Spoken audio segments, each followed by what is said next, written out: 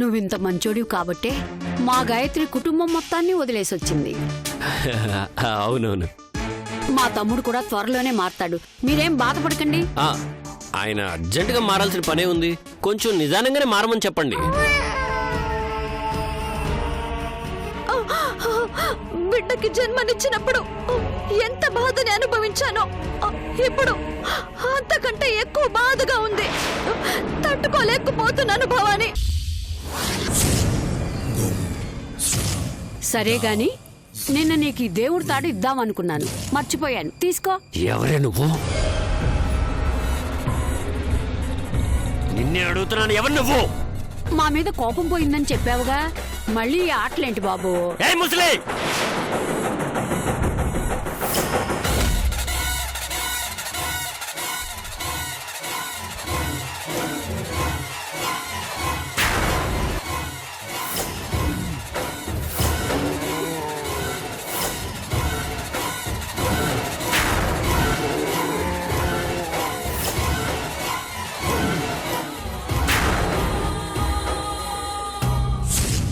నా ఇంటికి ఎందుకు వచ్చావు? చెప్పు. పరాజకాలకు కూడా ఒక హద్దు ఉంటుంది బాబు. నువ్వు అలా చూస్తుంటే నాకు భయం వేస్తుంది. దయచేసి మామూలుగా మాట్లాడు. ఎవరు నువ్వు నుడితే చెప్పవేంటి? తెలియనట్టు అడుగుతావేంటి బాబు? నేను గాయత్రి వాళ్ళ మేనత్తని. గాయత్రి వాళ్ళ అత్త? నువ్వు దాని అత్తవా? గాయత్రి తరపు మనిషివా? నువ్వేం చేయడానికి వచ్చావే?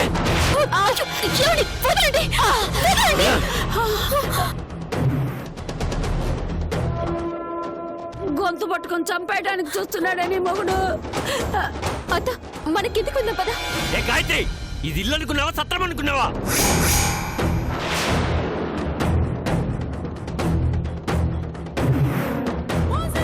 కాళ్ళు పట్టుకొని బతిమలాడావు కదా అని నాకు ఇష్టం లేకపోయినా నేను నా ఇంట్లో ఉండనిచ్చాను.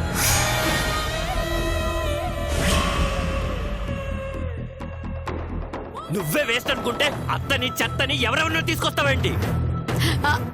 ఉన్న పొలంగా ఏమైందే వీడికి? ఎందుకు ఇలా మాట్లాడుతున్నాడు? నేను కరెక్ట్ గానే మాట్లాడుతున్నాను. ఇదంటే బుద్ధి లేకుండా పిలిచింది. నువ్వు సిగ్గు లేకుండా ఎలా వచ్చావు? ఒంటి మీద వయసు వస్తుంది సరిపోతుందా? బుర్రలో కొంచెం జ్ఞానం కూడా ఉండాలిగా.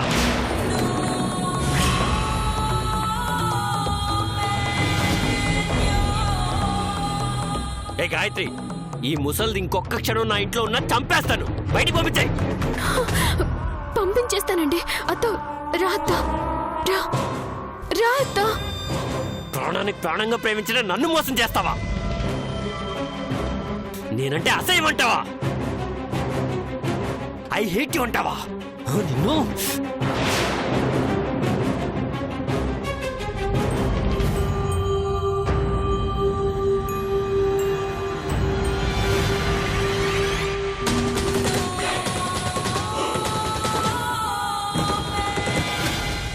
జాగ్రత్త జాగ్రత్త. ఇక్కడే ఉండు.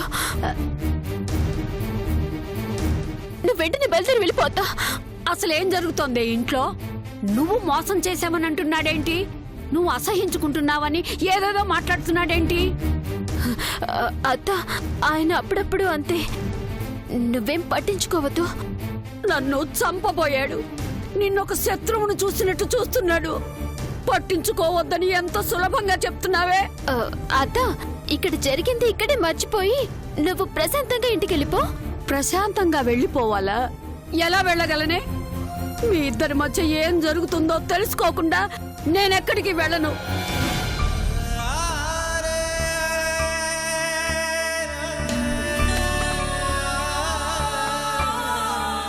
కుటుంబాన్నంతా వదిలేసి వచ్చినా భర్త ప్రేమతో ఎంతో సంతోషంగా ఉన్నావని మురిసిపోయాను. నిన్న నేను చూసిన దానికి ఈరోజు చూస్తున్న దానికి చాలా తేడా ఉంది. మీ ఇద్దరి మధ్య సఖ్యత లేదని అర్థమైంది. ఏం జరిగింది? ఎందుకు నా ముందు సంతోషంగా ఉన్నట్టు నటిస్తున్నావు? నిన్నంతా కిరణ్ని చూసి ఎందుకు భయపడ్డావు? చెప్పవే. నీ మనసులో ఉన్న బాధంతా చెప్పుకోవే నాతో. నేనేమి పరాయిదాన్ని కాదే. ఎందుకు ఏడుస్తున్నావే? చెప్పవే. వాడసలు మంచోడేనా? కిరణ్ కి నేనంటే ప్రాణమంతా.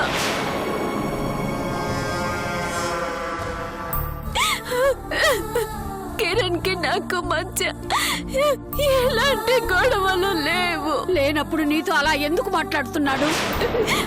మేమిద్దరం సంతోషంగా అన్యోన్యంగా ఉండటం చూసి ఆ దేవుడు ఓర్వలేకపోయాడంతా.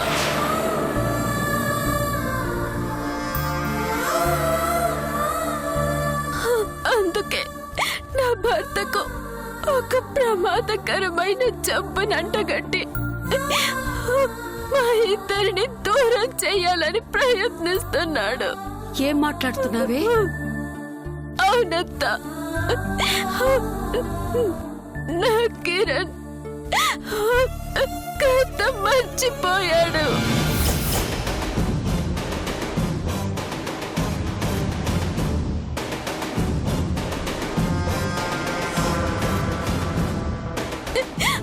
ఏ క్షణం ఎలా ప్రవర్తిస్తాడో కూడా తెలీదు. ఎప్పుడు మంచిగా ఉంటాడు, ఎప్పుడు భయంకరంగా మారుతాడో తెలీదు.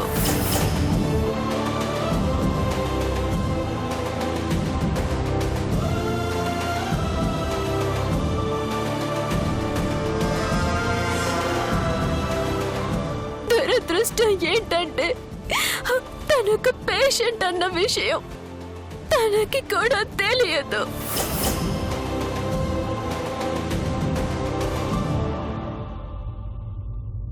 ఇందాక నిన్ను చంపాలని చూసిన వాడు కాసేపయ్యాకొచ్చి నేను ప్రేమగా పలకరిస్తాడు.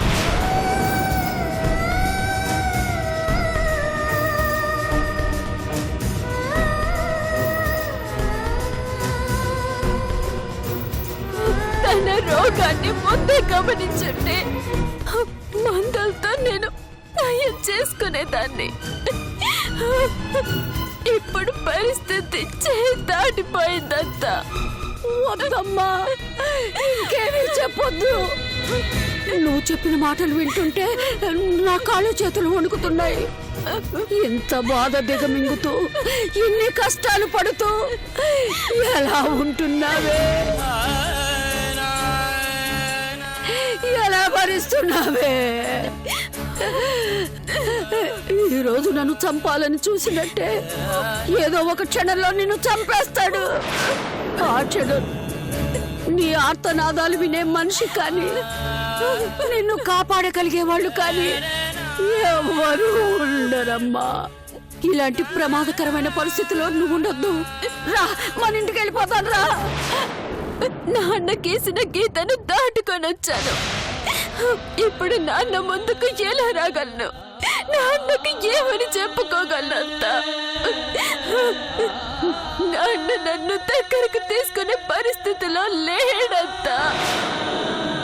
నేను కష్టాల్లో ఉన్నప్పుడు నన్ను ఆదుకోవడానికి వచ్చిన సునంద వదిన్ను బలవంతంగా తీసుకెళ్లిపోయాడు. ఇప్పుడు నా మీద జాలి చూపిస్తాడనే నమ్మకం నాకు లేదు. నా తమ్ముడు కాళ్ళు పట్టుకుని బ్రతిలాడుకుంటాడు. నీ కూతుర్ని ఒక్కసారి క్షమించరా అని ప్రాధాయపడతాను. నేను ఎలాగోలాగో వాడికి నచ్చ చెప్పి ఒప్పించుకుంటాను. నువ్వు ఇంకేం మాట్లాడుకో. రా, మన ఇంటికి వెళ్ళిపోదాం. భర్త తాగుపోతాడా ఈ కష్టాలు పెడితే పుట్టింటికి రాగలను. భర్త బాధ్యత లేని వాడైతే అమ్మ నాన్నలకు నా బాధను చెప్పుకోగలను. భార్యను అమితంగా ప్రేమించి నా భర్త గురించి ఎవరి దగ్గర ఏం చెప్పగలనంత?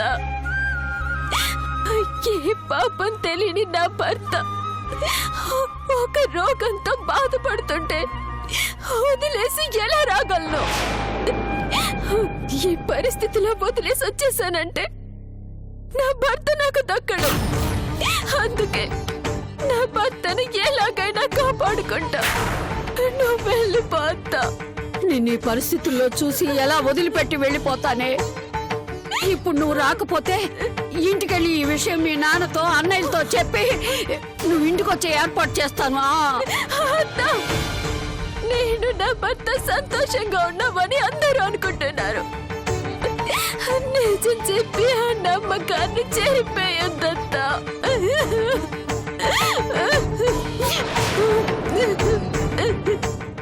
ఆ భగవంతుడు నీ నుదుట ఇలాంటి రాత రాశాడేంటే? ఒక జడ్జి కూతురుగా ఎంతో అల్లారు ముద్దుగా పెరిగావు. ఈరోజు అందరికీ దూరమై ఇలాంటి కష్టాలు పడుతున్నావు. నిన్న ఆ భగవంతుడే కాపాడాలి.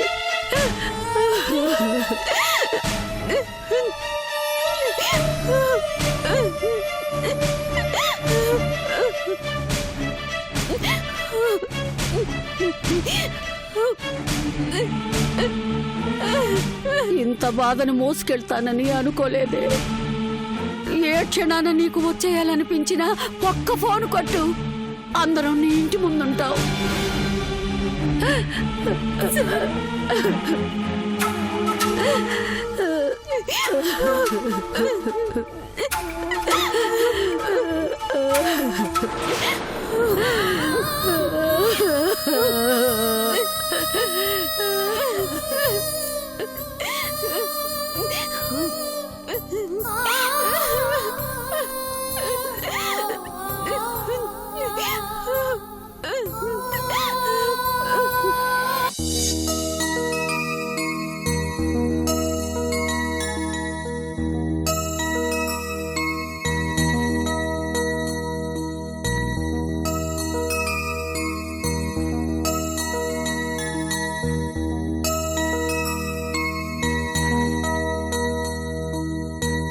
ఈ జనాల్లో మీ అమ్ముంటుంటే ఎంత బాగుండేది.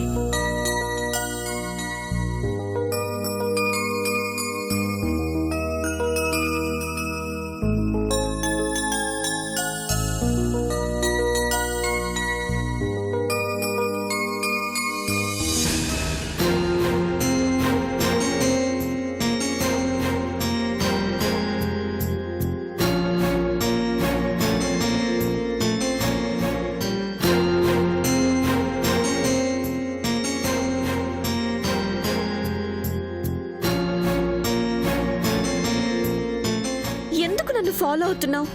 Please don't avoid me Lahari. Don't follow me.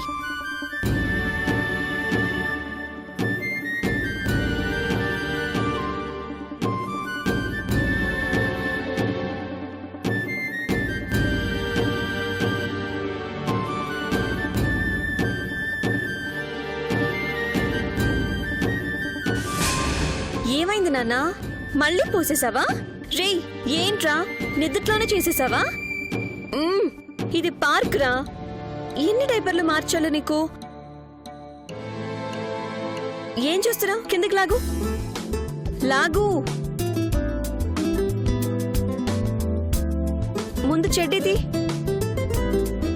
ఇప్పుడు డైపర్ తీ. ఆ చెడ్డీ కింద పెట్టి ముందు ఆ డైపర్ తీ. ఇలా తీయు.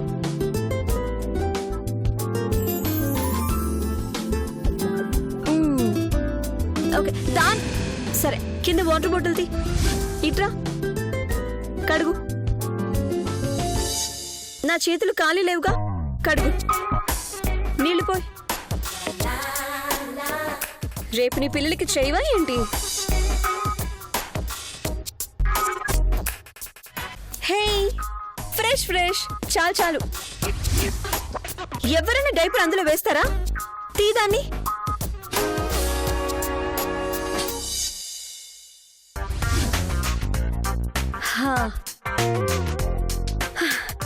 అమ్మయ్యా, అయిపోయిందా?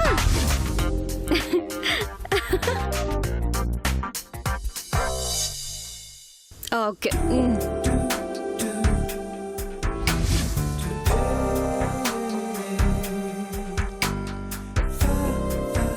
నీకు అసలు బుద్ధుందా? డైపర్ ఎవరైనా నడి రోడ్డు మీద వేస్తారా? Sorry sorry. తీసుకెళ్ళి డస్ట్బిన్లో వేయి. అక్కడ.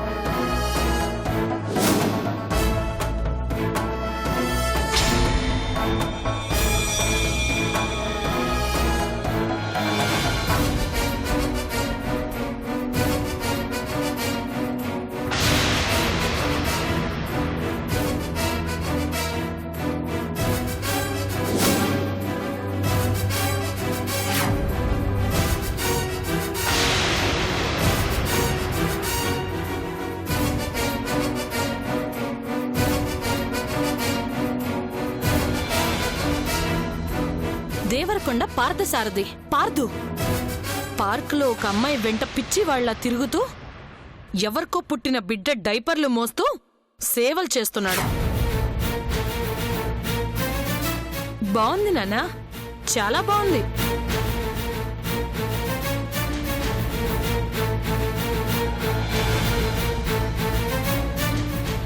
ఆఫీస్కి వెళ్లకుండా ఇలాంటి అడ్డమైన పనులని చేస్తున్నావు. సిగ్గనిపించట్లేదా నీకు? నిన్నేమో ఇంటికెళ్ళి స్నానం చేపించొచ్చావు, ఈరోజు ఇక్కడికొచ్చి ఈ సేవలు వెలగబెడుతున్నావు. ఒక ఆడది చీకొట్టిన తర్వాత మళ్ళీ మళ్ళీ దాని వెంట పడాలని ఎలా అనిపిస్తుందిరా?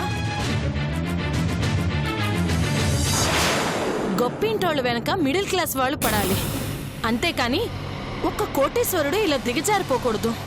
లహరి ప్రేమ పొందడం కోసం, లహరి మెళ్ళలో తాళి కట్టడం కోసం ఎంతకి దిగజారినా పర్లేదనిపిస్తుందమ్మా. చివరికి ప్రాణం పోయినా పర్లేదమ్మా. ఛీ, అలా మాట్లాడుకురా, అసహ్యంగా ఉంది. నిజం చెప్తున్నానమ్మా, నా సంతోషం కోసం నువ్వు చాలా చేసావు. నా అసలైన సంతోషం ఎక్కడుందని అడిగితే నా లహరి దగ్గరే ఉందని చెప్తాను. దేహాన్ని విడిచి ప్రాణం, మనసుని విడిచి ప్రేమ ఉండలేవన్నట్టు నా లహరిని విడిచి ఉండలేకపోతానమ్మా. ఒకవేళ అలా ఉండాల్సి వస్తే చచ్చిపోతానేమో అనిపిస్తుందమ్మా.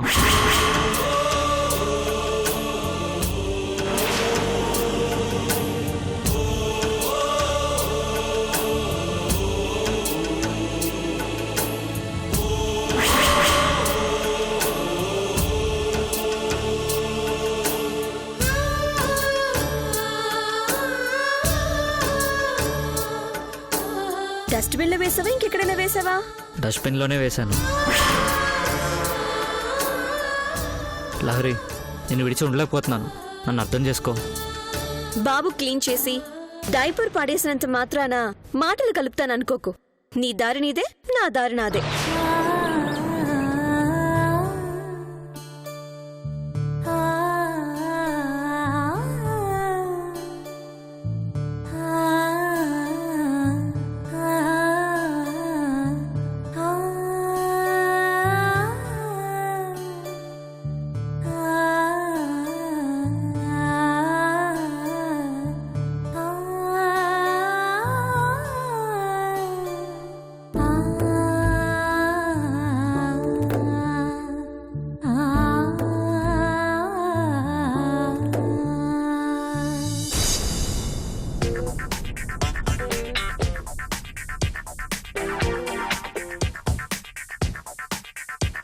ఏ ఆడపిల్లైనా అద్దం ముందు అరగంట సేపు గడుపుతుంది. ఈ నగ బాగుంది, ఈ రింగ్ బాగుంది, ఈ బ్యాంగిల్ బాగుంది అంటూ అద్దానికే అతుక్కుపోతుంది. నా బతుక్కి మాత్రం ఆ అదృష్టం లేదు. ఎప్పుడు మారుద్దో ఏంటో.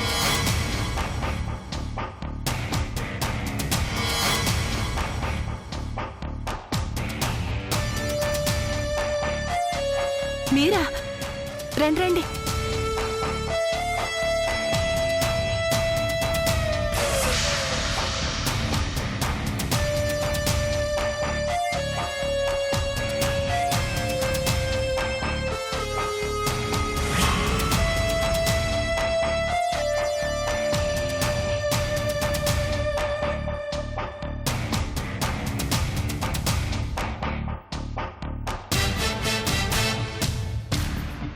కూర్చో కస్తూరి. పర్వాలేదు, చెప్పండి. నీతో ముఖ్యమైన విషయం మాట్లాడటానికి వచ్చాను. కూర్చో. మజ్జిగలో మిరపకాయ ముక్కలాంటి దాన్ని నాతో అంత ముఖ్యమైన పనేంటో. తెలివిగా ఉపయోగించుకుంటే చెత్తని కూడా మనకు ఉపయోగపడేటట్టు చేసుకోవచ్చు కస్తూరి. అంటే నేను చెత్తతో సమానమా అండి? మాట వరుస కన్నాను కస్తూరి. ఒకసారి మోడల్స్ చూడు. ఎందుకు? చూడు, చెప్తా.